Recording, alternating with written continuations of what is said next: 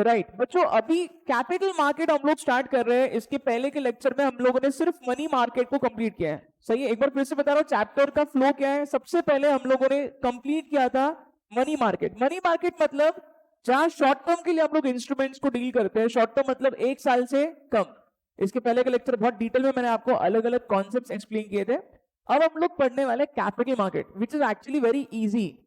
Easy क्यों बोल रहा हूं? बिकॉज बहुत सारे कॉन्सेप्ट आपको शायद से दूसरे कोई सब्जेक्ट में ऑलरेडी हो चुके हैं, बट फिर भी हम लोग हमारे हिसाब से इसको करेंगे, राइट? और मैं आपको पूरा ही एक्सप्लेन करने की कोशिश करूंगा, बराबर? अच्छा बच्चों, कैपिटल मार्केट में यहाँ पे सबसे मेन चीज क्या लिखी है? Everyone please focus. Okay, so capital market के अंदर बच्चों यहाँ सबसे मेन चीज लिखी है, it is a market for long term funds. Long term मतलब 1 साल के ऊपर।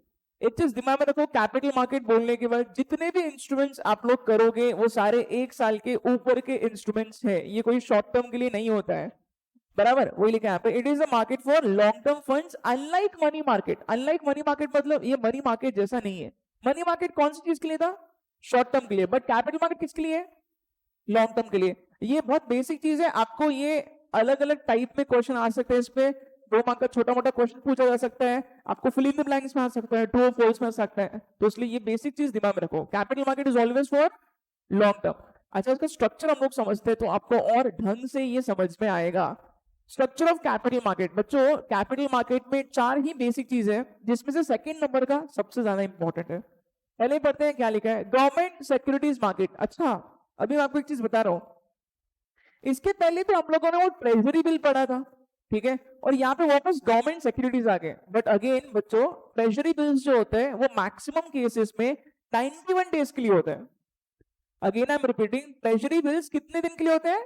91 डेज। 91 डेज बोलने के बाद ये 1 साल से कम हो गया, तो किस में आएगा ट्रेजरी बिल्स? मनी मार्केट में। अभी हम लोग क्या सीख रहे हैं? Capital market. तो दिमाग में क्या रखना है हमेशा, कैपिटल मार्केट बोलने के बाद 1 साल के ऊपर का होता है, करेक्ट? तो गवर्नमेंट के सिक्योरिटीज में भी बहुत बार हम लोग इन्वेस्टमेंट कर सकते हैं, बट ये कौन से वाले हैं? ये 1 साल के ऊपर वाले हैं, बराबर? अच्छा, गवर्नमेंट के सिक्योरिटीज में इन्वेस्टमेंट क्यों करना चाहिए? क्योंकि एक तो सेफ है, दूसरा गवर्नमेंट हमें फिक्स्ड रेट ऑफ इंटरेस्ट देती है। इसका इंटरेस्ट कितना मिलेगा हमें पहले से पता होता है। एक और चीज, इंटरेस्ट में टैक्स नहीं लगता है, गवर्नमेंट हमें टैक्स में भी बेनिफिट देती है। और वो लोग जो एक्चुअली काफी ज्यादा सीनियर सिटीजन की कैटेगरी में आते हैं, वो बहुत बार गवर्नमेंट के सिक्योरिटीज में इन्वेस्टमेंट करना शायद पसंद भी करेंगे। क्यों? उनको रिस्क लेना नहीं है, बराबर? इनको हम लोग क्या बोलते हैं? इनको हम लोग gilt edge securities. Gilt edge, gilt ये वर्ड का मतलब क्या होता है? गिल्ड एज ये वर्ड का मतलब क्या होता है? Risk free. Gilt edge security का मीनिंग क्या है? नहीं बताया? आप लोग बिल्कुल लिख सकते हो, इसका मतलब होता है रिस्क फ्री। रिस्क फ्री क्यों बोल रहे हैं इसको? गवर्नमेंट पैसा नहीं डुबाएगी। अगर गवर्नमेंट कुछ धोखा देने की कोशिश भी करती है तो गवर्नमेंट पैसा छाप के हमें पैसा रिटर्न करेगी। अगर गवर्नमेंट के पास पैसा नहीं है तो भी कंपनी डूब सकती है, खाली बैंक डूब सकती है, बट गवर्नमेंट डूबती नहीं है। गवर्नमेंट पैसा कैसे चुकाएगी? छाप के। So again this is therefore risk free, इसलिए इसको क्या बोलते हैं? Gilt edge market. यहाँ पे हमें कुछ फिक्स रेट ऑफ इंटरेस्ट मिल सकता है। इसमें और ट्रेजरी बिल में फर्क फिर से बताओ। ये लॉन्ग टर्म है, ट्रेजरी बिल 91 डेज का होता है, बराबर? If you want you can also right it down here. Treasury bills 91 days के होते हैं जनरली, इसलिए वो मनी मार्केट में आएंगे। ये गवर्नमेंट सिक्योरिटीज मार्केट है, इसलिए ये लॉन्ग टर्म हो गया, क्योंकि ये कैपिटल मार्केट का पार्ट है। लिखा? थोड़ा बहुत लिखते जाओ हर एक चीज बच्चों, तो याद रहेगा आपको जब भी पढ़ोगे तब। एग्जाम में इस पे क्वेश्चन आने का बहुत बड़ा पॉसिबिलिटी है। Capital market is very very important. इस पे भी सबसे ज्यादा इंपॉर्टेंट किया 4 पॉइंट्स में, सेकंड नंबर का अभी जो बता रहा हूं, इसमें से मेरे को लगता है सारे बच्चों को ये पता रहना चाहिए। ये क्या है? चलो will discuss it. Industrial securities market. ये इंडस्ट्रियल सिक्योरिटीज मार्केट क्या होता है? इट इज वेरी इजी बच्चों। जब भी कोई कंपनी को पैसों की जरूरत होती है, वो अपने शेयर्स के थ्रू पैसा रेज करती है, शेयर्स के थ्रू पैसा रेज करती है, बराबर?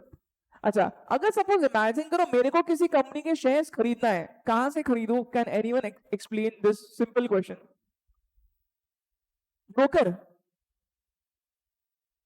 अच्छा बच्चों, अगर मैं कोई शेयर्स कोई कंपनी के परचेस करता हूं, तो इसका मीनिंग क्या है? मेरे को शेयर्स कौन बेच रहा है? कंपनी बेच रही है या कोई और पर्सन बेच रहा है?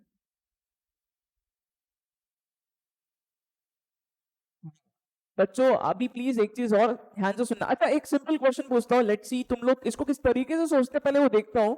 उसके बाद मैं डिटेल में बताऊंगा या इसको शॉर्ट में बताऊंगा, वो डिपेंड करेगा, ठीक है। Now please answer this simple question. बच्चों अगर सपोज 2 दिन पहले मैंने रिलायंस इंडस्ट्रीज लिमिटेड के शेयर्स खरीदे हैं, अगर मैं ऐसा बोल रहा हूं तुम लोगों को, थोड़ा कॉमन सेंस लगा के बताओ ये शेयर्स क्या मैंने कंपनी से खरीदे हैं? नहीं, कंपनी से नहीं खरीदे। सोच के बताओ, कंपनी से नहीं खरीदा मैंने। अच्छा अगर मैं बोल रहा हूं कि मैंने रिलायंस इंडस्ट्रीज लिमिटेड के शेयर्स खरीदे हैं, मतलब मैं कहां से खरीदा हूं? ये मैं कोई और इंडिविजुअल इन्वेस्टर से वो खरीद रहा हूं। मैं खरीद रहा हूं मतलब किसी और ने बेचा रिलायंस के शेयर्स, बराबर। अच्छा अभी मैं आपको एक चीज बताता हूं, प्लीज ध्यान से सुनना। तो हम लोग कंपनी से कभी शेयर्स नहीं खरीदते यार, खरीदते हैं आईपीओ के टाइम पे, सही है ना। प्लीज अंडरस्टैंड, मार्केट को इसलिए हम लोग 2 कैटेगरी में डिवाइड कर रहे हैं। इंडस्ट्रियल सिक्योरिटीज मार्केट का 2 पार्ट क्या है, first is primary market and then there is secondary market. पहले प्राइमरी मार्केट पे आते हैं। प्राइमरी मतलब क्या, first hand, first hand second hand, समझते हो, ठीक है। पहली बार अगर कोई कंपनी शेयर्स दे रही है लोगों को और मैंने कंपनी से शेयर्स परचेज किए आईपीओ में अप्लाई करके, तो उसको हम लोग बोलते हैं primary market. By the way what is IPO? Initial public offer, correct. For example अगर सपोज कुछ दिन पहले जोमैटो का आईपीओ आया था, अगर सपोज मैंने जोमैटो के शेयर्स मेरे को परचेज करना है आईपीओ में, इसका मतलब क्या है? इसका मतलब ये होगा कि आईपीओ कंपनी ऑफर यहाँ पे मेरे को दे रही है और कंपनी ने मेरे को शेयर्स दिए हैं और मैंने कंपनी को पैसा दिया है, simple. Look what is happening in primary market. Primary market में डायरेक्टली हम लोग किससे शेयर्स खरीदते हैं? कंपनी से। तो कंपनी ने क्या किया, शेयर्स दिया इन्वेस्टर को, इन्वेस्टर ने क्या दिया, पैसा दिया, सिंपल, ठीक है। अच्छा अगर मैं बोल रहा हूं कि मैंने रिलायंस के शेयर्स परचेज किए, मतलब ऑब्वियसली रिलायंस से नहीं खरीदे मैंने, कंपनी ने मेरे को नहीं सेल किया। क्यों? क्योंकि रिलायंस का आईपीओ आके जमाना हो गया यार, it's a very very old company, बराबर। अच्छा मैं वैसे ही बोलता, मैंने इन्फोसिस के शेयर्स परचेज किए, मतलब वो प्राइमरी मार्केट में नहीं हो रहा है। क्यों? क्योंकि मैंने कंपनी से नहीं खरीदा है। अच्छा बच्चों again I am repeating, primary market आपको कैसे दिमाग में रखना है, जब भी कोई कंपनी अपना आईपीओ लेके आती है, पहली बार कंपनी शेयर्स को बेच रही है, तो हम लोग प्राइमरी मार्केट में कंसिडर करते हैं, बराबर। फॉर एग्जाम्पल आपने सुना होगा एलआईसी का आईपीओ आने वाला है, करेक्ट। अगर मेरे को एलआईसी के शेयर्स परचेज करने आईपीओ में, मतलब मैं किससे खरीद रहा हूं? कंपनी से खरीद रहा हूं, and that is called as primary market, बराबर। अच्छा एक बार कोई कंपनी का आईपीओ आ गया, फॉर एग्जांपल जोमैटो का आईपीओ ऑलरेडी आ चुका है, आज अगर किसी को जोमैटो के शेयर्स परचेज करने तो कहां से खरीदना पड़ेगा? किसी और इंडिविजुअल इन्वेस्टर से खरीदेगा, and that is called as secondary market. समझ में आ रहा है क्या? ठीक है। सेकेंडरी मार्केट क्या लिखा है यहाँ पे? ओल्ड इशू, ओल्ड मतलब पुराना हो गया वो इशू, सही है। तो एक इन्वेस्टर दूसरे इन्वेस्टर को यहाँ शेयर्स बेचेगा और वहां से पैसा लेगा, इट इज वेरी सिंपल, ठीक है। अच्छा आपको एक और खास चीज बताता हूँ बच्चों, आपको ये पता है क्या, जब भी हम लोग शेयर्स खरीदते हैं तो एक बहुत इंपॉर्टेंट कॉन्सेप्ट हो रहा है वॉल्यूम करके। वॉल्यूम मतलब क्या? आपको एक सिंपल चीज बताता हूँ, आप कोई भी शेयर का जब प्राइस चेक करोगे ना, तो वहां नीचे वॉल्यूम लिख के आता है, वॉल्यूम। सपोज इमेजिन करो रिलायंस इंडस्ट्रीज लिमिटेड नाम लिखा है, उसके नीचे लिखा है वॉल्यूम 10 करोड़। इसका मतलब क्या होता है? उस दिन रिलायंस के शेयर्स 10 करोड़ बार एक्सचेंज हुए, इतने ज्यादा ट्रेडिंग हुआ है उसका, करेक्ट। तो मतलब इसका क्या है, ये सब कुछ कौन से मार्केट में हो रहा है? Trading, secondary market. क्यों? क्योंकि आईपीओ तो ऑलरेडी आ चुका है। एक बार कोई कंपनी का आईपीओ आ जाता है, उसके बाद अगर लोग उसके शेयर्स को खरीदते और बेचते हैं, मतलब ये सब कुछ कहानी कहां हो रही है? सेकेंडरी मार्केट में।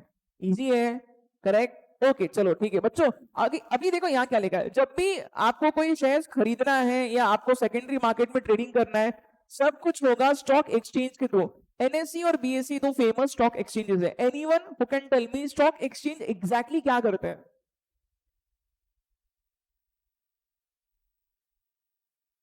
प्लेटफॉर्म है। अच्छा मतलब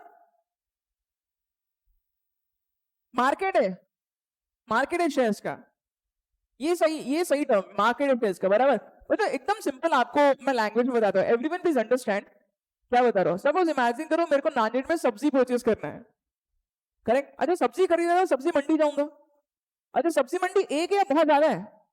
बहुत ज्यादा है, अलग अलग एरिया में अलग अलग सब्जी मंडी है। सब्जी मंडी में एग्जैक्टली क्या होता है? सिर्फ सब्जी खरीदने वाले लोग होते हैं, बेचने वाले लोग होते हैं, दोनों होते हैं, दोनों है। तो सब्जी मंडी क्या है? एक प्लेटफॉर्म है जहां पे सब्जी को खरीदा भी जा रहा है और बेचा भी जा रहा है। सिमिलरली स्टॉक एक्सचेंज एक प्लेटफॉर्म है जहां पे खरीदने वाले लोग भी है शेयर्स को और बेचने वाले लोग भी है।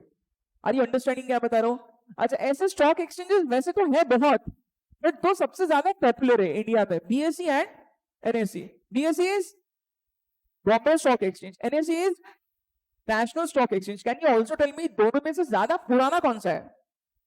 Bombay stock exchange is the oldest stock exchange, but बच्चों एनएससी का मार्केट शेयर बहुत बड़ा है कंपेयर टू बीएससी। ठीक है, आप लोग कभी भी देखो एनएससी पे बहुत ज्यादा बल्क में ट्रेडिंग होता है कंपेयर टू बीएससी। एनएससी ने बहुत अच्छा काम किया है। इनफैक्ट बीएससी एक ऑलरेडी एक लिस्टेड कंपनी है, स्टॉक एक्सचेंज पे आप बीएससी के भी शेयर्स खरीद सकते हो। एनएससी के अभी तक लिस्टिंग नहीं हुई है, बट एनएससी की लिस्टिंग बोल रहे हैं कि अगले साल हो जाएगी। सही है, सॉरी इसी साल हो जाएगी, राइट। प्रोबेबिलिटी है कि एनएससी का भी शायद आईपीओ आ जाएगा और एनएससी के भी शेयर्स आप लोग खरीद सकते हो, राइट। चलो ठीक है, ये मैंने आपको बताया अबाउट स्टॉक एक्सचेंज। फिर से बता रहा हूँ, प्राइमरी मार्केट मतलब आईपीओ। आईपीओ मतलब कौन किसको शेयर सेल कर रहा है? कंपनी बेचेगी इन्वेस्टर को, जिसकी भी इच्छा है वो इन्वेस्ट कर सकता है। अच्छा, एक और खास चीज, प्रोस्पेक्टस कब कंपनी को इश्यू करना पड़ेगा? प्राइमरी मार्केट में, सेकेंडरी मार्केट में? ऑब्वियसली प्राइमरी मार्केट में। जब कंपनी पहली बार अपने शेयर्स को बेचना चाहती है तो कंपनी को पहले एक डॉक्यूमेंट इशू करना पड़ता है जिसको हम लोग बोलते हैं प्रोस्पेक्टस। प्रोस्पेक्टस में दुनिया भर की जानकारी होती है। आप प्रोस्पेक्टस पढ़ के अगर आपको लगता है कि कंपनी में पोटेंशियल है तो आप पैसा लगा सकते हो। सही है, ठीक है। काफी सारे पॉइंट्स मैंने आपको बताया। ये सब कुछ किसके अंदर आ रहा है? इंडस्ट्रियल सिक्योरिटीज मार्केट के अंदर है। इंडस्ट्रियल क्यों बोल रहे हैं? क्योंकि कंपनीज जो है वो पैसा रेज कर सकती है प्राइमरी मार्केट में, उसके बाद उनके शेयर्स को ट्रेड किया जा सकता है सेकेंडरी मार्केट में, right. Now everyone please concentrate. अगले पॉइंट पे आ रहे हैं हम लोग। अगला पॉइंट क्या है? Development financial institution. बहुत सिंपल है, कुछ ज्यादा दिमाग में यहाँ पे आपको रखना नहीं है। क्या बता रहा हूँ, सुन लो बच्चों। बहुत बड़े बड़े ऐसे इंस्टीट्यूशंस होते हैं जो यहाँ पे लोन देते हैं कंपनीज को, बट ये लोन का टाइम फ्रेम थोड़ा बड़ा होता है। टाइम फ्रेम बड़ा होता है, ऐसा मैं क्यों बोल रहा हूँ? बिकॉज ऑब्वियसली आपको ये दिमाग में हमेशा रखना है, क्योंकि हम लोग अभी क्या पढ़ रहे हैं? Capital market. कैपिटल मार्केट बोलती है आपके दिमाग में क्या होगा? यहाँ पे लोन्स दिए जा रहे कौन से पर्पस के लिए?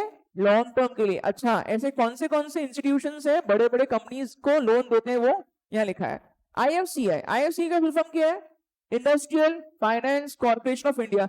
जरा गेस करो ये कौन से पर्पस के लिए लोन देंगे? किसको लोन देंगे? इंडस्ट्रीज को, ऑब्वियसली मैन्युफैक्चरिंग वगैरह कुछ करना है तो उसके लिए। Next is IIBI, industrial investment bank of India. ये भी इंडस्ट्रियल पर्पस के लिए लेंडिंग करते हैं। And then there is EXIM. EXIM क्या है? Export import bank. Again export import को प्रमोट करने के लिए ये लोग भी लोन देते हैं। यहाँ पे तीनों भी लोन ही दे रहे हैं, बट लोन का पर्पस क्या? Long term, short term?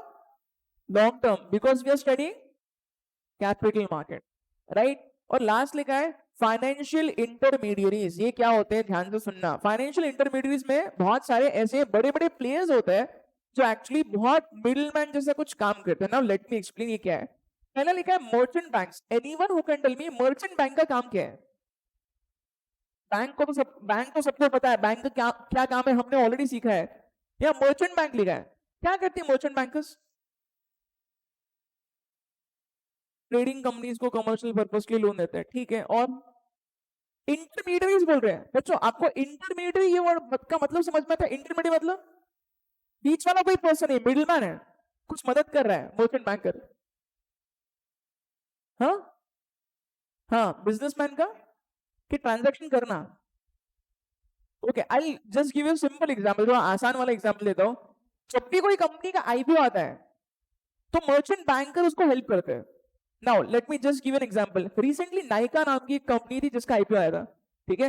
Nykaa के लिए मर्चेंट बैंकर कौन बना पता है? कोटक महिंद्रा बैंक। अच्छा, कोटक महिंद्रा बैंक का क्या रोल है नायका के आईपीओ में? प्लीज ध्यान से सुनना। इमेजिन करो नायका को कुछ पैसों की जरूरत है, आईपीओ लेके आती है। शेयर्स लोग खरीदते नहीं है, तो अब शेयर्स कौन खरीदेगा? Merchant banker. मर्चेंट बैंकर जो है बच्चों, आपको एक चीज और पता रहना चाहिए। जब भी कोई कंपनी को पैसों की जरूरत होती है, अगर 90% लोगों ने सब्सक्राइब नहीं किए शेयर्स को, तो वो आईपीओ फेल होता है। सही है। और अगर आईपीओ फेल होता है तो क्या होगा? मर्चेंट बैंकर जो है वो वहां पे बचे कुछ शेयर्स को सब्सक्राइब करते हैं। मर्चेंट बैंकर ये रिस्क लेते हैं, सही है। और मर्चेंट बैंकर को ये काम करने के लिए हम लोग कमीशन पे करते हैं, और ये पूरे प्रोसेस को बोलते हैं अंडरराइटिंग। क्या बोलते हैं? अंडरराइटिंग। मैं जो भी बता रहा हूं आपने सुना है क्या कभी? इतना कहां सुना है? एसपी में हुआ है, वेरी गुड। चलो ठीक है, फिर से रिपीट कर रहा हूं। अगर सपोज इमेजिन करो कोई कंपनी को 100 करोड़ की जरूरत है, सुन लो फिर से क्या बता रहा हूं। कोई कंपनी जिसको 100 करोड़ की जरूरत है, आईपीओ लेके आती है, ठीक है। सभी बोलती है, सभी का फुल फॉर्म क्या है? Securities and exchange board of India. सभी सबसे अपेक्स अथॉरिटी है कैपिटल मार्केट की। अगर कैपिटल मार्केट यानी कि शेयर मार्केट में कुछ भी घोटाला हो गया, सबसे पहले कौन आगे आएगी? सभी। सभी बोलती है अगर आपको 100 करोड़ की जरूरत है, आप आईपीओ लेके आ रहे हो, ठीक है कोई बात नहीं, इसमें से कम 90% सब्सक्राइब होना चाहिए।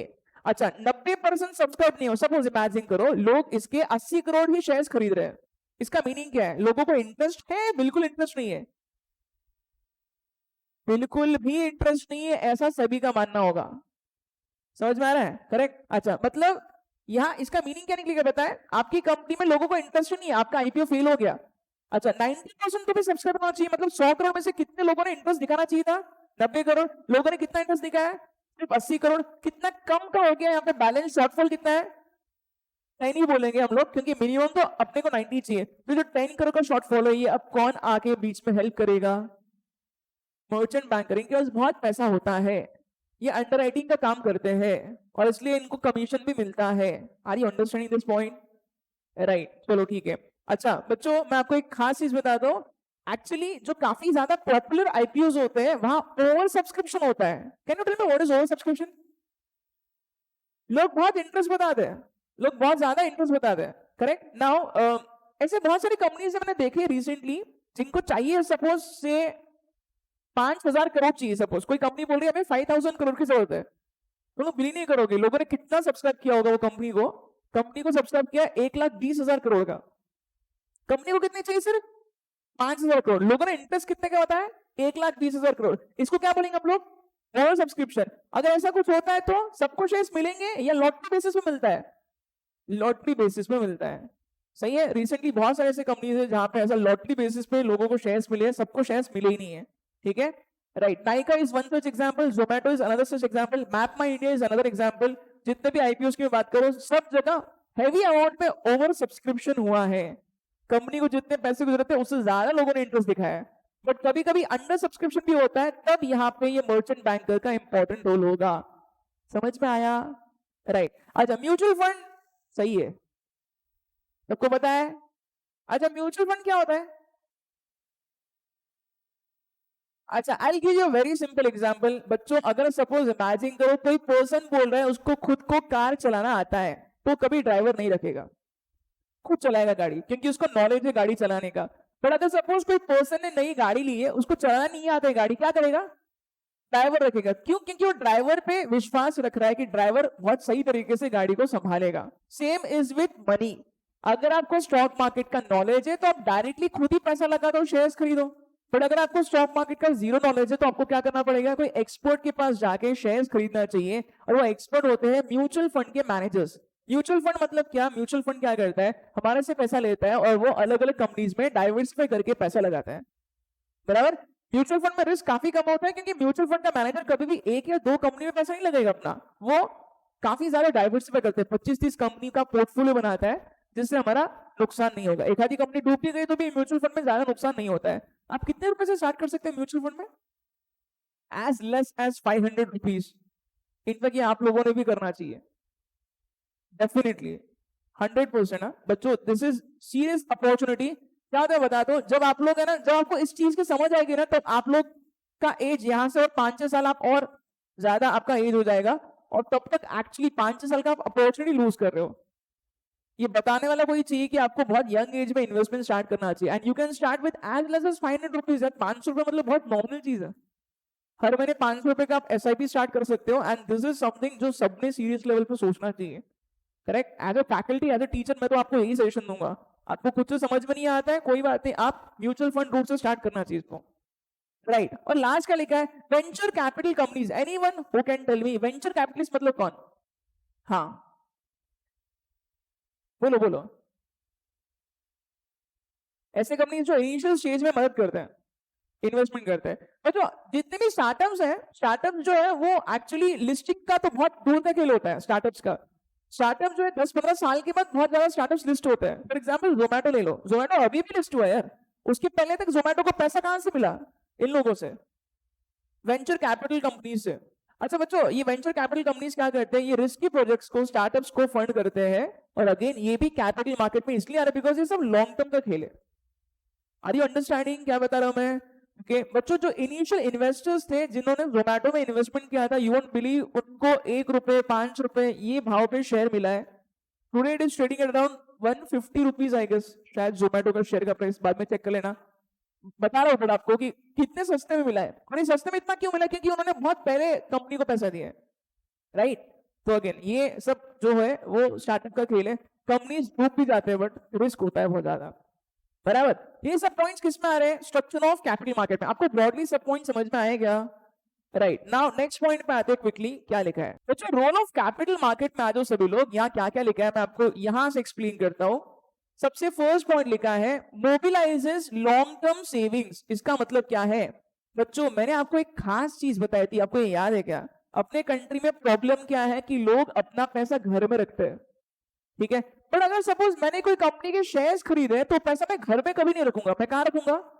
मैं उसको इन्वेस्ट करूंगा, बैंक के थ्रू इन्वेस्ट करूंगा. तो इससे क्या होगा? इससे मेरे सेविंग्स को मैं मोबिलाइज कर रहा हूं. अच्छा, अगर सपोज लोग स्टॉक मार्केट में पैसा लगाते हैं तो एक्चुअली पैसा कहीं ना कहीं कंपनी को मिल रहा है, बराबर. और कंपनी को मिल रहा तो कंपनी उससे बिजनेस करेगी, लोगों को जॉब देगी, जॉब्स क्रिएट होंगे, लोगों के पास और पैसा आएगा, लोग और पैसा जो है खर्च करेंगे, किसी और की कमाई होगी, नेशनल इनकम बढ़ेगा.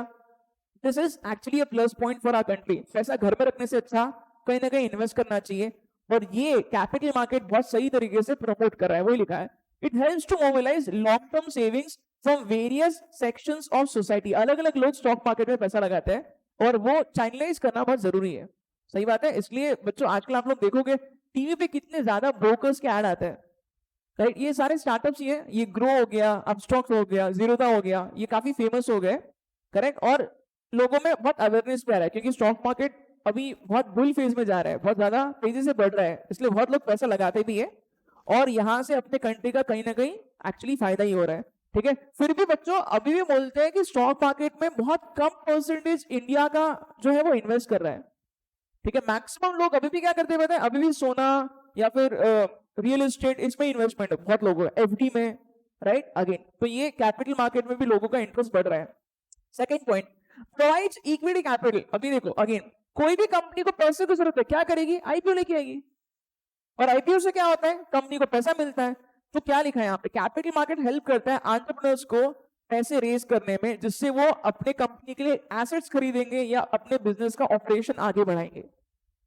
सही है क्या? ठीक है. कोई भी कंपनी को पैसे की जरूरत है, आईपीओ लेके आएगी और आईपीओ से वो अपना पैसा रेज कर सकती है. रिसेंटली पेटीएम का बहुत बड़ा आईपीओ आया था, ठीक है. बहुत ज्यादा अमाउंट पेटीएम में रेज किया है. अगेन वो सब पैसा यूज होगा, मैक्सिमम पैसा यूज होगा उनको अपने बिजनेस में आगे बढ़ाने के लिए, करेक्ट.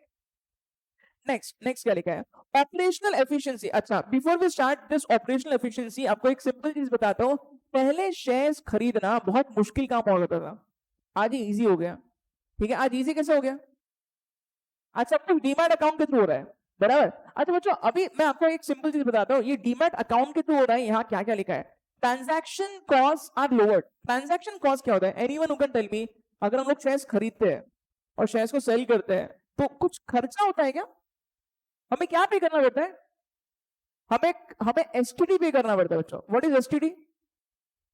एक सेकंड, ये नहीं पता है तो आपको बताता हूँ. जब भी हम लोग शेयर्स खरीदते हैं और सेल करते हैं, हमें एक टैक्स पे करना पड़ता है गवर्नमेंट को, जिसको हम लोग बोलते हैं STD. STD is securities transaction tax. बस ये टैक्स के अलावा आपको और कुछ ज्यादा एक्स्ट्रा खर्चा पे करने की जरूरत होती ही नहीं है. सही है. तो यहाँ वही लिखा है ऑपरेशनल एफिशिएंसी काफी बढ़ गई है, आपके खर्चे कम हो गए. अच्छा ये देखो, anyone who can explain this. Settlement time is lowered. मतलब पहले अगर आप शेयर्स खरीदते थे ना, 10-10 15-15 दिन लगते थे आपको शेयर्स मिलने में. अभी क्या हो रहा है? अभी ये बहुत इंस्टेंटली हो रहा है बच्चों. Again T+2, yes. आप जब भी खरीदते हो 2 दिन के बाद आपको शेयर्स आपके एक्चुअली अकाउंट में क्रेडिट हो जाते हैं. So this is actually very very fast. सही है क्या? और लास्ट का लेके यहाँ पे transaction procedure is made simple. बताओ शेयर्स खरीदना इजी है क्या? आज बहुत इजी है यार. इनफैक्ट अगर आप जीरोधा जैसे पोर्टल्स यूज करोगे तो उस पर खाली एक बटन आप स्वाइप करोगे तो वो बाय कर लेता है. It is very very simple, बहुत आसान है. पहले ऐसा नहीं था, पहले पूरा पेपर प्रोसीजर था, बट अब ये सुधर रहा है. सही है. सो ऑपरेशनल एफिशिएंसी अभी बहुत इंप्रूव हो चुकी है, राइट. अच्छा नेक्स्ट लिखा है क्विक वैल्यूएशन. बच्चों एक क्वेश्चन का आंसर करो. कोई पर्सन अगर कोई बिल्डिंग खरीदता है तो बिल्डिंग का भाव रोज क्या चेंज हो रहा है उसको समझ में आएगा क्या? नहीं. क्यों? या यहाँ पे प्रॉपर प्लेटफॉर्म है ही नहीं जिससे हमें समझना है कि मेरे घर का प्राइस रोज क्या हो गया, करेक्ट। बट अगर मैं शेयर्स परचेस करता हूँ, शेयर का प्राइस रोज चेंज होगा डेफिनेटली, और वो रोज चेंज होगा तो मेरे को रोज समझ पाएगा कि आज कितनी कीमत है उसकी, और इससे मेरे को बहुत जल्दी वैल्यू करने आएगा। Are you understanding? Quick valuation होता है मतलब मेरे शेयर का पोर्टफोलियो का क्या है भाव, ये मैं हर सेकंड चेक कर सकता हूँ, ये हर बार चेंज होता है। तो वही लिखा है fair and quick valuation in case of equity shares and debentures. ये दूसरे कोई एसेट में बहुत मुश्किल है। मैंने देखा है बहुत लोगों ने ना रियल एस्टेट में बहुत इन्वेस्टमेंट करके रखा है, करेक्ट। अगर कोई रियल एस्टेट में बहुत इन्वेस्टमेंट करता है उनको समझ में ही नहीं आएगा कि उनका पूरा वर्थ कितना है, क्योंकि रोज उसका भाव कितना हुआ है समझ में नहीं आएगा। यहाँ ऐसा नहीं होता है। फिर लास्ट लास्ट क्या लिखा है? इंटीग्रेशन। इंटीग्रेशन मतलब दो अलग अलग चीजों को ऐड करना, उसको इंटीग्रेशन बोलते हैं, ठीक है बच्चों। यहाँ लिखा है कैपिटल मार्केट रियल और फाइनेंशियल सेक्टर को मिक्स करता है। रियल मतलब कोई एसेट जिसको मैं टच करके देख सकता हूं। फॉर एग्जाम्पल अगर मान के चलो मैं कंपनी के शेयर्स खरीद रहा हूं, पैसा किसको मिल रहा है? कंपनी को। कंपनी उसे क्या करेगी? रियल एसेट परचेस करेगी। मेरे पास कौन सा ज्यादा है एसेट है? फाइनेंशियल। एवरीवन थोड़ा ध्यान से सुनो, इसको गड़बड़ में नहीं करना है, फिर से बता रहा हूं। मैं अगर कंपनी के शेयर्स परचेस कर रहा हूं, शेयर्स क्या है? Financial asset. पैसा किसको गया? कंपनी को। कंपनी उससे क्या खरीद रही है? Real asset. ये प्लीज एग्जाम्पल कहीं नोट करना। अगर मैं शेयर्स परचेस कर रहा हूं, कंपनी को क्या मिलता है? कंपनी को पैसा मिलता है, कंपनी उससे क्या परचेस करेगी? Real asset. रियल एसेट जैसे कि बिल्डिंग हो गया, लैंड हो गया, ये सारी चीजें कंपनी परचेस करती है,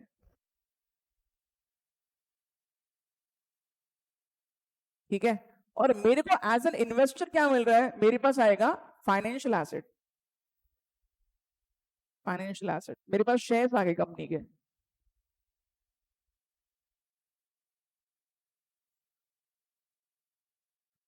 बराबर। ओके अच्छा, स्टॉक मार्केट में बच्चों इक्विटी और डेट दोनों भी मिक्स होता है। इक्विटी और डेट में फर्क सबको पता है, ऐसा मैं अज्यूम कर रहा हूं। क्या मेजर डिफरेंस है? अगर मैं कोई कंपनी के डिबेंचर्स खरीदता हूं, मेरे को वोटिंग राइट होता है क्या? नहीं। इक्विटी में होता है? यस बिल्कुल होता है। अच्छा अगर मैं कोई कंपनी के डिबेंचर्स खरीद रहा हूं, मेरे को इंटरेस्ट कंफर्म मिलेगा? बिल्कुल फिक्स पेमेंट होता है। और अगर मैंने शेयर्स खरीदे तो डिविडेंड कितना मिलता है क्या? नहीं। अच्छा खासा डिफरेंस है, दोनों ही चीज को इंटीग्रेट कर रहा है, एक जगह लेके आ रहा है।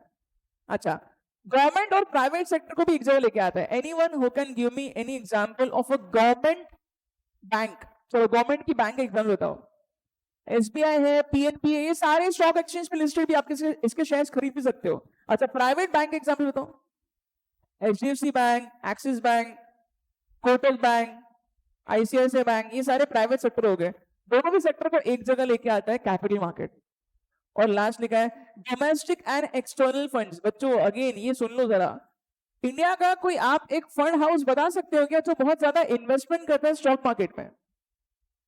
इंडिया का ऐसा कोई फंड हाउस बताओ, डोमेस्टिक फंड हाउस जो स्टॉक मार्केट में बहुत पैसा लगाता है। सबसे बड़ा इन्वेस्टर इंडिया का डोमेस्टिक मार्केट का है बच्चों LIC. LIC is a very good example of domestic fund जो पैसा लगा रहा है, करेक्ट। अच्छा एक्सटर्नल फंड्स बच्चों बहुत ज्यादा बाहर के ऐसे बड़े बड़े इंस्टीट्यूशंस होते हैं जो इंडिया में पैसा लगाते हैं, इनको हम लोग एफआईआई बोलते हैं। क्या बोलते हैं? फुल फॉर्म पता है क्या है? Foreign institutional investor. दोनों को एक जगह लेके आता है कैपिटल मार्केट, राइट। लिख सकते हो छोटे छोटे एग्जांपल। डोमेस्टिक में एलआईसी का एग्जांपल लिखना, एक्सटर्नल में एफआईआई का एग्जांपल लिखना। Foreign institutional investor, foreign institutional investor, लिखा? ठीक है राइट बच्चों। लास्ट पॉइंट है ये, इस इमेज से मैं आपको बता रहा हूं, लास्ट बटन पॉइंट है, correct. Problems of capital market. Everyone please focus, क्या बता रहा हूं, क्या क्या प्रॉब्लम्स है कैपिटल मार्केट में। सबसे फर्स्ट लिखा है फाइनेंशियल स्कैम। बच्चों जब भी है ना कोई बहुत बड़ा स्कैम होता है, लोगों का एक्चुअली विश्वास उठ ही जाता है वो पर्टिकुलर कैटेगरी ऑफ इन्वेस्टमेंट से। अभी स्कैम बोलने के बाद आपको एक स्कैम सबसे बड़ा कौन सा हुआ है? हर्षद मेहता वाला। कौन से साल में हुआ है? 1992 में हुआ है। Harshad Mehta became very famous after this web series 1992, scam 1992, right. अच्छा बच्चों अभी सिर्फ वो एक स्कैम नहीं है यार, बहुत ज्यादा स्कैम्स है, बहुत ज्यादा स्कैम्स होते हैं स्टॉक मार्केट के अंदर। अच्छा आपको एक खास चीज बता रहा हूं, everyone please understand. I have seen many people, in fact मेरे खुद के घर पे मेरे पेरेंट्स जो है उनको ऐसा लगता था बहुत टाइम तक आफ्टर दिस स्कैम ऑफ 1982 कि स्टॉक मार्केट एक सट्टा है। इनफैक्ट आप लोगों ने सुना होगा, बहुत लोग ये बोलते हैं स्टॉक मार्केट मतलब सट्टेबाजी है। ठीक है, ये कौन से लोग बोलते होते हैं? ये वो लोग बोलते हैं जिनको एक्चुअली भी ऐसा लगता है कि स्टॉक मार्केट में बहुत स्कैम्स अभी भी होते हैं, राइट। बट बच्चों मैं आपको एक खास चीज बताता हूँ, स्कैम्स जब भी होता है तो अगेन लोगों का कॉन्फिडेंस लूज हो जाता है, वो लिखा है results in public distrust and less of confidence, lesser, ये कॉन्फिडेंस को कम करता है, ठीक है, लेसर दी कॉन्फिडेंस, बराबर। अच्छा बच्चों, अगेन ये स्कैम को रोकने के लिए अपने कंट्री में सबसे अपेक्स अथॉरिटी कौन है? सेबी। तो सेबी ने बहुत ज्यादा स्टेप्स लिए इसको कम करने के लिए। नेक्स्ट यहाँ पे एक चीज और बहुत बड़ा प्रॉब्लम है, insider trading and price manipulation का। मैं आपको दोनों ही पॉइंट्स बताऊंगा, this is actually very interesting, थोड़ा सा ध्यान दो तो ये आपको बहुत सही तरीके से समझ पाएगा। इनसाइडर ट्रेडिंग हम लोग किसको बोलते हैं बच्चों? इनसाइडर ट्रेडिंग मतलब कोई कंपनी के अंदर का ही एक पर्सन है जिसके पास ऐसी कोई नॉलेज है, ऑब्वियसली कंपनी के अंदर का पर्सन जो कंपनी को संभाल रहा है उसको बहुत सारी चीजों की नॉलेज होती है, राइट, बट उसने उस नॉलेज का मिसयूज किया है और खुद का फायदा करवाया है। This is called as insider trading. मैं आपको कुछ एग्जांपल्स देता हूं तो आपको ये क्लियरली समझ में आएगा। एक सिंपल क्वेश्चन का आंसर करो बच्चों। वैसे ये फैक्ट आपको पता है क्या? हर कंपनी को साल में 4 बार अपना रिजल्ट बताना पड़ता है शेयर होल्डर्स को। इसको हम लोग बोलते हैं क्वार्टरली रिजल्ट, ठीक है। साल में कितने बार? 4 बार, मतलब हर कितने महीने में एक बार?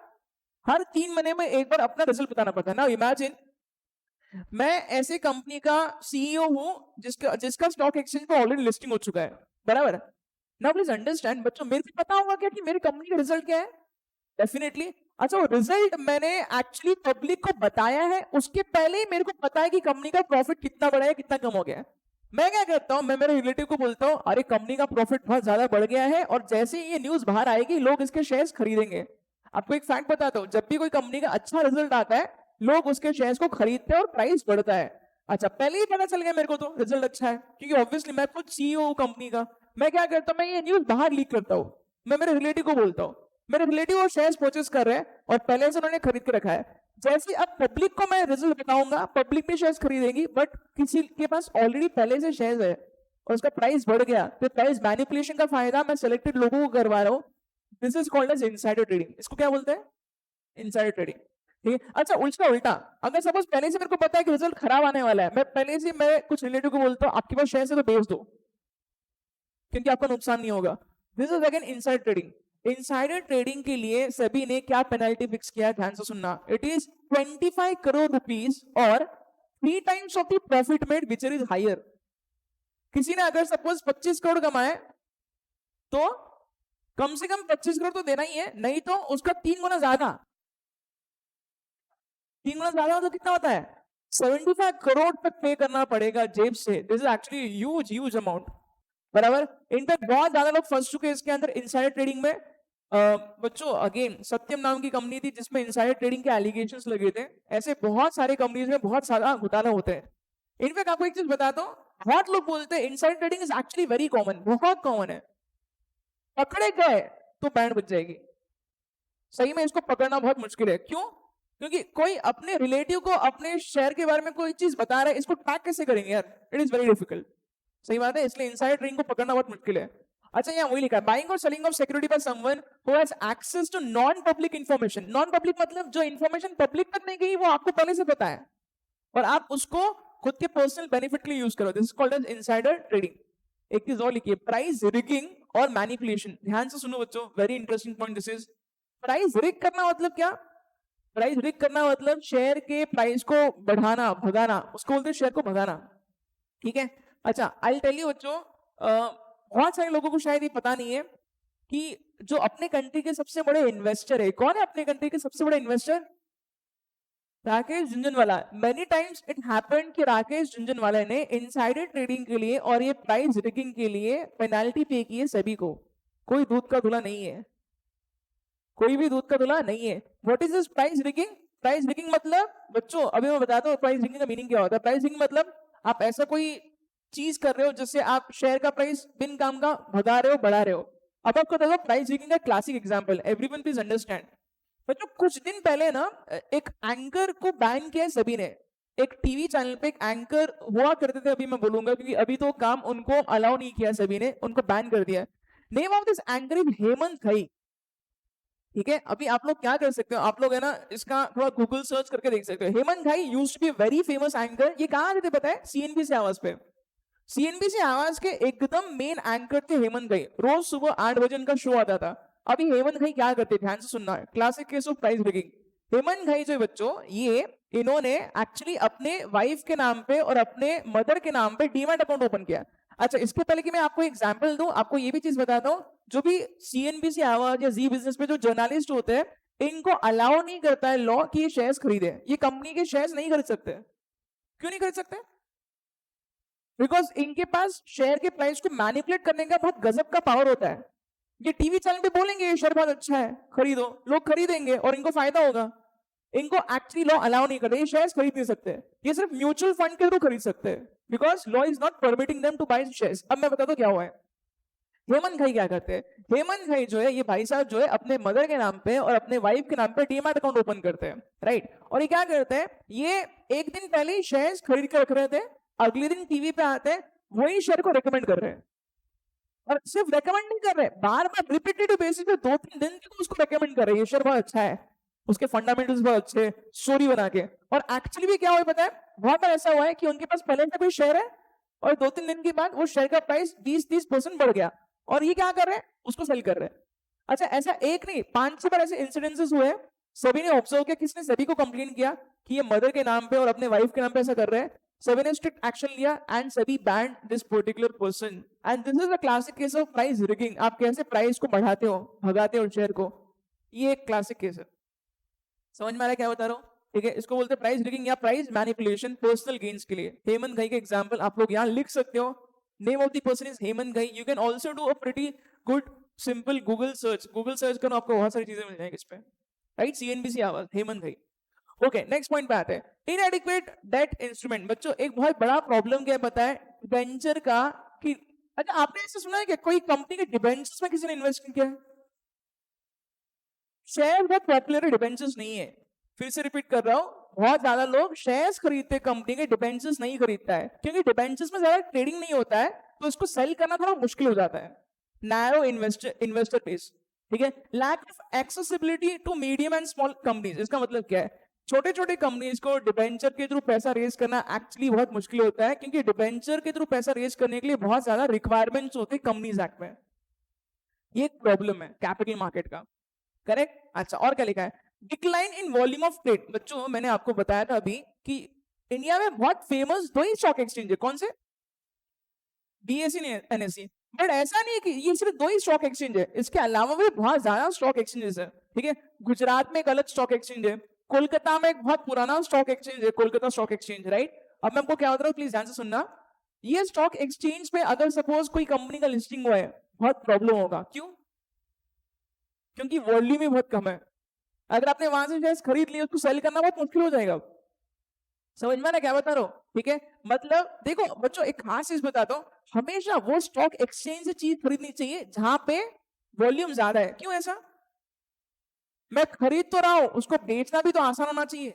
वॉल्यूम मतलब जितने ज्यादा लोग उतना ज्यादा आसानी होगी उसको बेचने में। सही है क्या? करेक्ट। अच्छा, ओके, लास्ट क्या लिखा है, लैक ऑफ इंफॉर्मेशन एफिशिएंसी। अच्छा, इसका मीनिंग क्या है? लैक ऑफ इंफॉर्मेशन एफिशिएंसी मतलब बहुत सारी कंपनीज बहुत ज्यादा डिस्क्लोजर्स देते नहीं है, जिसके चक्कर में हम लोग देखते हैं कि बहुत ज्यादा लोगों को कुछ चीजों की मालूमात ही नहीं होती है।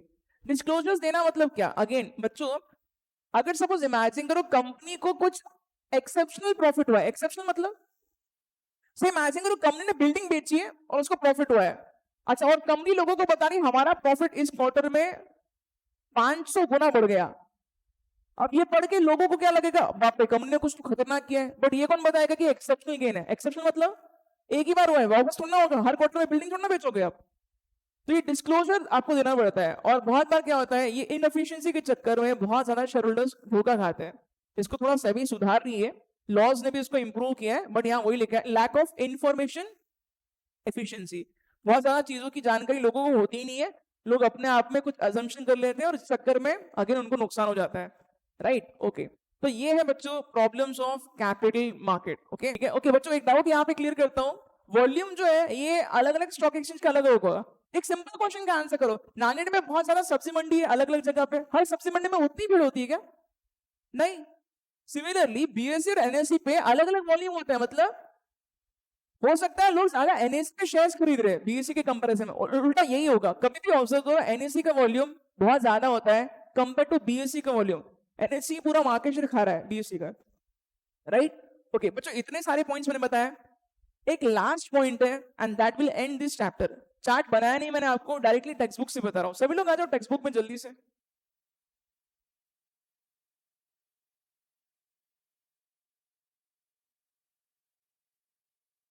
ओके, यहाँ आ जाओ आप लोग। Reforms introduced in capital market, last point, last point. चलो ध्यान दो सभी लोग। बच्चों रिफॉर्म्स मतलब क्या, ये मैंने आपको भी बताया भी है। रिफॉर्म्स का मतलब क्या होता है बच्चों, ये मैंने आपको अभी ऑलरेडी बताया था। रिफॉर्म में एक बहुत मेजर रिफॉर्म क्या है, पहले शेयर्स लोग कैसे खरीदते थे, पूरा पेपर फॉर्म होता था। अब सब कुछ कैसे हो गया, डीमैट फॉर्म, इलेक्ट्रॉनिक फॉर्मेट में हो गया। ठीक है, ये बहुत बड़ा रिफॉर्म आया। इनफैक्ट इस रिफॉर्म के चक्कर में आपको एक खास चीज बताता हूँ। आज अगर किसी को शेयर परचेज करना है ना, it takes less than a second, 1 second से भी कम टाइम लगता है ऑर्डर प्लेस करने में। ठीक है, और आपको एक खास चीज बताता हूँ। आप है ना कोई भी पोर्टल पे जहां पे आप शेयर का प्राइस चेक कर रहे हो, सिर्फ आप उसको कॉन्स्टेंटली वैसे रखना, फोन पे देखना क्या होगा, वो प्राइस जो है वो हर सेकंड चेंज होता है। With every second there is change in the price. हर सेकंड प्राइस चेंज क्यों होता है शेयर का, सिंपल है, क्योंकि हर सेकंड लोग शेयर्स को खरीद सकते हैं और बेच सकते हैं। हर सेकंड डिमांड और सप्लाई चेंज हो रहा है, इस चक्कर में हर सेकंड शेयर का प्राइस चेंज हो रहा है। पहले ऐसा नहीं था, पहले शेयर को खरीदना है 14-15 दिन लगते थे, लंबा प्रोसीजर होता था। ये 14-15 दिन को हमने चेंज किया 1 सेकंड में। You blink and price of share is change. ये क्यों है, बिकॉज सभी ने यहाँ पे 1992 में बहुत सारी चीजें चेंज की है, बराबर। इनफैक्ट आफ्टर दैट 1992 स्कैम, सभी इंट्रोड्यूस मेनी रिफॉर्म्स, बहुत ज्यादा लॉज में चेंजेस हुए हैं। ठीक है, और यहाँ पे सबसे बड़ा चेंज सभी ने जो लाया है वो है डीमैट अकाउंट। डीमैट अकाउंट के थ्रू, डिपॉजिटरी सिस्टम के थ्रू जो भी ट्रेडिंग होता है ना, इस चक्कर में हर चीज बहुत स्मूथ हो गई है और बहुत फास्ट हो गई है, राइट। वही लिखा है यहाँ पे। सभी कब स्टैब्लिश हुई, 1988 में, बट सभी के पास ज्यादा पावर्स कब है, 1992 में बहुत ज्यादा पावर्स है। स्कैम के बाद में बहुत ज्यादा चेंजेस लाए हैं लॉ में, करेक्ट। ओके, 1992 में और क्या हुआ, एनएससी बच्चों, नेशनल स्टॉक एक्सचेंज 1992 में आया है, और नेशनल स्टॉक एक्सचेंज पूरा गेम चेंज कर रहा है। सबसे ज्यादा मार्केट शेयर इनका ही है। इनफैक्ट आपको एक और खास चीज बोलता हूँ, कुछ कुछ सेगमेंट्स में इनका प्योर मोनोपोली है। कौन से सेगमेंट में, futures and options. Futures and options करके एक अलग सेगमेंट होता है, ठीक है, जिसमें हम लोग शेयर के प्राइस को थोड़ा प्रेडिक्ट करके हम लोग स्पेकुलेट करके पैसे कमा सकते हैं। इधर इनका 100% monopoly, you can write this down, 100% monopoly का केस है एनएससी का, राइट। ओके, अच्छा थर्ड पॉइंट बच्चों वही है, कंप्यूटराइज स्क्रीन बेस्ड ट्रेडिंग। सब कुछ कंप्यूटराइज वे में हो रहा है। कंप्यूटराइज वे में मतलब क्या, मैं शेयर्स खरीदूंगा, मेरे को पेपर वगैरह कुछ नहीं मिलेगा, सब कंप्यूटराइज फॉर्म में हो रहा है, सब डिमेटराइज फॉर्म में हो रहा है, सही है। तो ये सब कुछ इंट्रोड्यूस करने के चक्कर में सारा प्रोसेस बहुत फास्ट हो गया है। Again fourth point, demat account has been introduced since 1996 to facilitate easy purchase and sale of shares by electronic method. Demat account के थ्रू हम लोग शेयर्स को परचेज करते हैं। अगेन 1 सेकंड से भी कम टाइम में आपको शेयर्स को खरीदना और सेल करना पॉसिबल अब हो गया है। अच्छा बच्चों, एक चीज आप एग्री करते हो क्या, डीमैट फॉर्म के चक्कर में शेयर्स का वॉल्यूम भी बढ़ गया। डीमैट फॉर्म के पहले शेयर्स का वॉल्यूम काफी कम होता था, क्यों, बहुत स्लो प्रोसेस हो रहा था, वॉल्यूम डेफिनेटली कम ही होगा ना, राइट। स्टॉक मार्केट बहुत ज्यादा बढ़ गया डीमैट फॉर्म की वजह से, क्योंकि ट्रेडिंग बहुत इजी हो गया अब। अच्छा एक चीज और यहाँ लिखिए, ADR and GDR, anyone who knows this concept, these concepts ADR and GDR. अगर इंडिया की कोई कंपनी को यूएसए से पैसा रेज करना है तो एडीआर इशू करती है। ADR is called as American depository receipt, correct. अच्छा, अगर इंडिया की कोई कंपनी को ग्लोबल मार्केट में कहीं से भी पैसे रेज करना है, वो जीडीआर इशू करेगी। GDR is global depository receipt. ये सब कुछ आज पॉसिबल है। इंडिया की कंपनी सिर्फ इंडियन से पैसा रेज करते हैं ऐसा नहीं है, ज्यादा पैसा चाहिए आप ग्लोबल पैसा भी रेज कर सकते हो। अच्छा, अगर सपोज इन्वेस्टर को कोई प्रॉब्लम हो रही है तो इन्वेस्टर को बचाने के लिए ये आईईपीएफ जो है इस्टेब्लिश हुआ है 2001 में। आईईपीएफ क्या है, investor education and protection fund. एक छोटा एक लास्ट एग्जांपल करो and then we will close this chapter. Syllabus यहां होता है खत्म। सुन लो क्या बता रहा हूं बच्चों। अगर सपोज इमेजिन करो किसी के पास शेयर्स है कोई कंपनी के बट वो भूल गया और कंपनी ने उसको डिविडेंड दिया है चेक, पर वो चेक उसको एक्चुअली मिल रहा ही नहीं है, मिल ही नहीं रहा है। हो सकता है ना कि चेक उसको कंपनी दे रही है बट उसने चेक को इनकैश नहीं किया है और कुछ मिसप्लेसमेंट हो गया कहीं। अच्छा, अगर सपोज इमेजिन करो कोई पर्सन है जो बोल रहा है कि उसको एक्चुअली 10 लाख रुपीस का डिविडेंड किसी कंपनी से आना बाकी है, करेक्ट। अच्छा, कंपनी अगर डिविडेंड डिक्लेयर कर दे तो कंपनी को तो पे करना ही डिविडेंड डिक्लेयर करने के बाद, ठीक है। कंपनी 10 लाख रुपए का डिविडेंड कोई पर्सन को देने वाली थी, तो वो पर्सन ने क्लेम ही नहीं किया, उसने वो चेक को जमा ही नहीं किया अपने बैंक अकाउंट में, ये पैसा कहां जाएगा? ये पैसा कंपनी को investor education and protection fund account में जमा करना पड़ता है फॉर 7 ईयर्स। 7 साल के अंदर वो कभी भी वो पैसा मांग सकता है, 7 साल के बाद भी मांग सकता है, बट 7 साल तक कंपनी की जिम्मेदारी है संभाल के रखने की। क्यों? क्योंकि पैसा किसका है? इन्वेस्टर का है, उसके साथ कुछ गलत नहीं होना चाहिए। That is why IEPF is created. IPF का बहुत अलग इंपॉर्टेंस है, सब कुछ कंपनीज एक्ट में लिखा है, राइट, ठीक है। तो ये 2001 में स्टार्ट हुआ बच्चों। मैं सिर्फ आपको एक पर्पस बता रहा हूँ, आईपीएफ का एक पर्पस क्या है, ये एक पर्पस है, सही है। अच्छा, आपने टीवी पे पता ऐड देखा होगा, सोच कर समझ कर इन्वेस्ट कर, एनएससी का ऐड आता है, मतलब इन्वेस्टर को बचाने के लिए, और ये अलग अलग प्रोसीजर्स लॉ में अभी इंसर्ट किए गए, रिफॉर्म में आ रहा है। ओके बच्चों, विल स्टॉप हियर। ये यहाँ पे अपना ये चैप्टर होता है खत्म, सिलेबस भी होता है खत्म।